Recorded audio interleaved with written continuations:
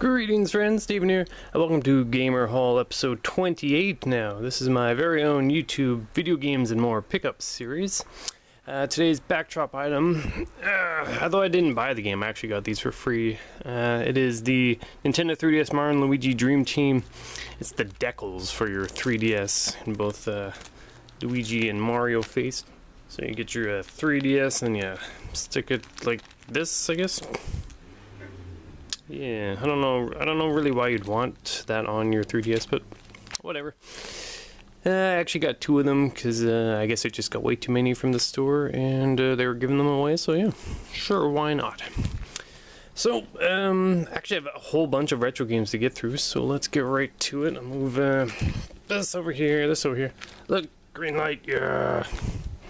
I might as well mention that I bought the Street Pass Me Plaza New Level bundle pack. That's like 4 new games for $14.99. I didn't want to have to spend money on the Me Plaza, but I did, and they are pretty fun games, so I do recommend them. I might even do a review for them later on, we'll see. But yeah, I would recommend that. Also, in here, I've actually got it on a sleep mode right now, so I won't open it, but I also have the game SteamWorld Dig.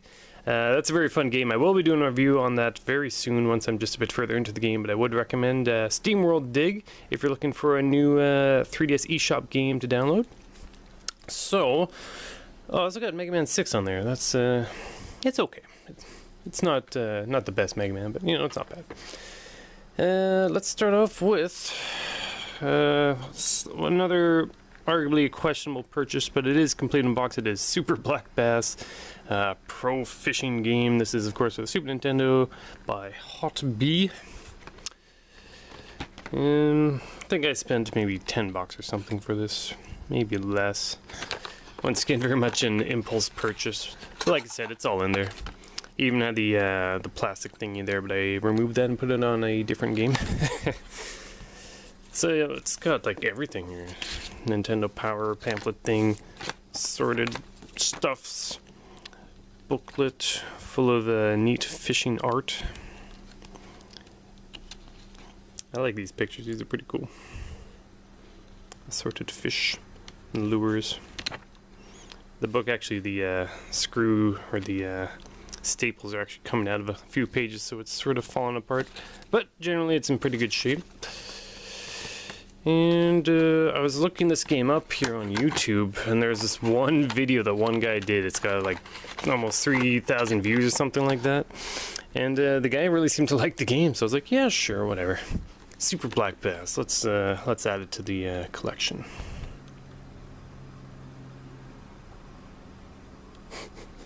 We might play this later on the channel. We'll see.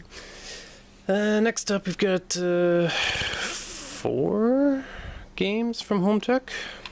Let's just see what we got for $7.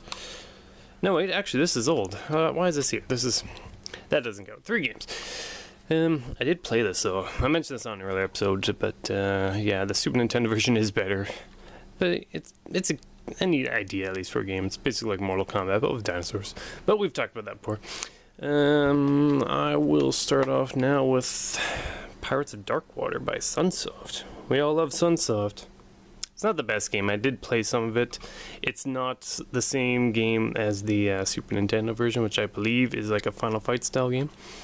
This is actually kind of like the Genesis Aladdin game, just with the Darkwater characters. I wouldn't really recommend it. Yeah. It's not the best. It's not horrible by any means, but yeah, it's not worth $10.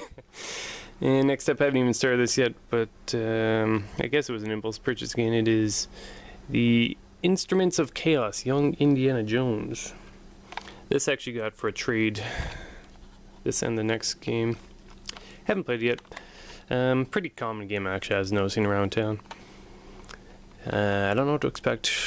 Cautiously optimistic, as I usually am with games, but yeah. Who knows? Young Indiana Jones. Next game, the Continue show on YouTube. I saw they played this recently. It is Normie's Beach Babe-o-Rama by Electronic Arts, or EA. Beach Babes, alright. Looks to be a very silly game, but it is in the box. Pretty collectible. Hopefully the game is not a total bummer to play. So card is there, instructions are not. I think this is around $10, so yeah, who knows, might be good, might not be. We'll probably play it at some point. Put that back there. Yeah, I've been watching a lot more Let's Plays. This one, the Game Grumps kind of tipped me off to. It was Dennis the Menace by Ocean. $5. Doesn't look like a half bad game. It's kind of got one of those weird, you're in a house for the first level, but the house is like ridiculously huge and you're tiny. So I don't know. We'll see. It was a pretty funny episode of Game Grumps though, so I would recommend that. Dennis the Menace. I'm knocking things over off camera. Next up, a new store. Well, it's not new, but it's a store I haven't gone to a few times in town. We've got like 5 different retro games for sale stores in Victoria here, which is probably why it's so difficult to find retro games in the wild now, because all these stores are just sucking them up and putting them on sale. But this store I found, they had some unique items, so let's start with Spin Dizzy Worlds for $6 by ASCIIware. This is not a very common title at all. This is pretty much the only time I've ever seen it. Looks pretty awful. Once again, I was looking this up on YouTube here, and it kind of looked like Marble Madness. We'll see. I will play it at some point. As always, all my videos are sort of blending together, so every game I see here, I'm thinking, yeah, we can make a game start episode out of that. It's just a matter of having the time and making time for it and all that. Finding the right game to show off, of course. Next one up for original Nintendo, Rock and Ball.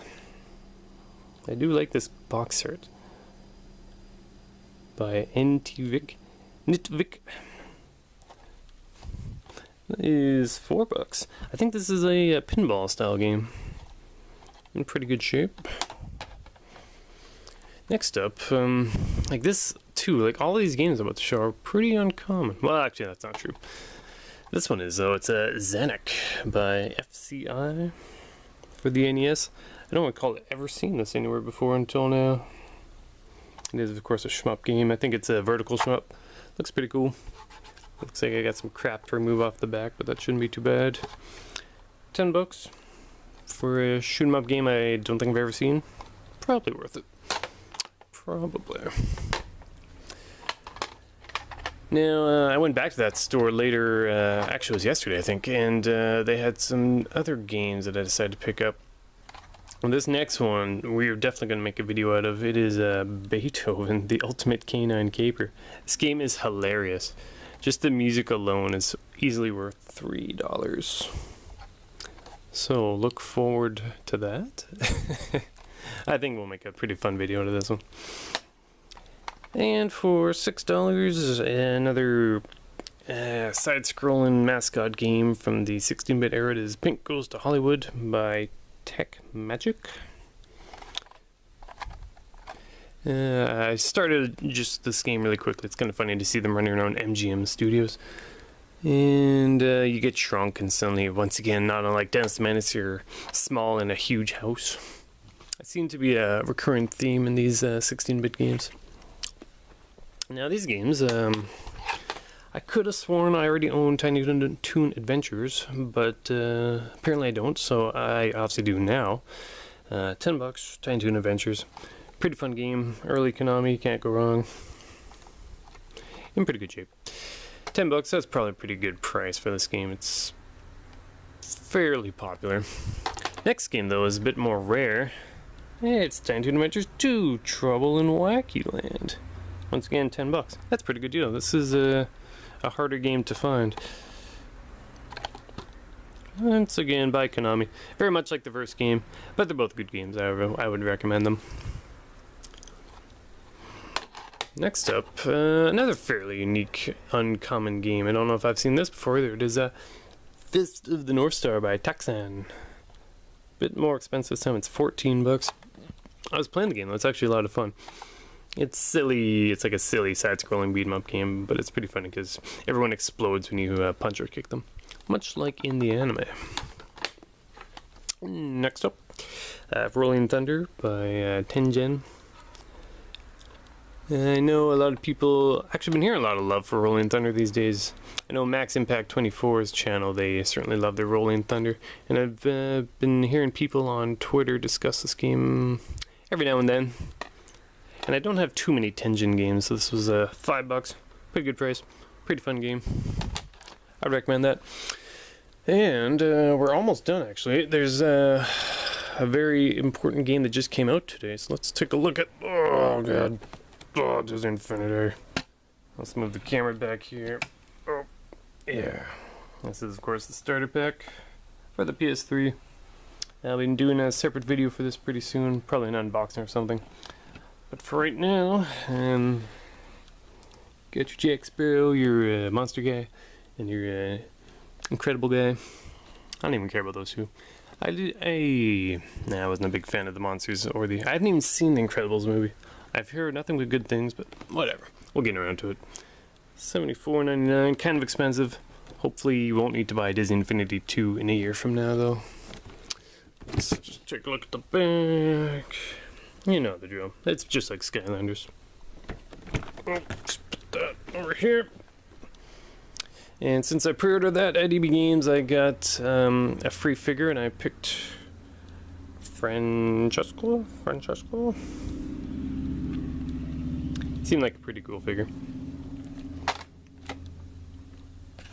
These single packs are $12.99. That's also kind of expensive. They're just a wee bit bigger than, say, your typical Skylander. But I wouldn't say they're as big as a giant, so somewhere in between. Pretty neat though. Very expensive. I'm sure I'll be spending a bit too much money on it. And along with the EB Games pre-order offer, they give you one of these Infinity Power Disc packs. It has been opened already, and I think from this one I got a Rapunzel, something to do with paint, I guess. That's a paintbrush. Cool, I did like the Rapunzel movie. And I got whatever this does. I don't even know yet. I haven't even opened or played the game yet. And I was at Toys R Us, and they also had some Toys R Us exclusive things. As you can see, not a huge difference. It's just a different color, and it says Toys R Us. They're supposed to have a crystal, whatever that guy's name is, the Corvette guy from Cars. It's supposed to be a crystal variant of him for sale at Toys R Us, but they did not have it, so I don't have it to show.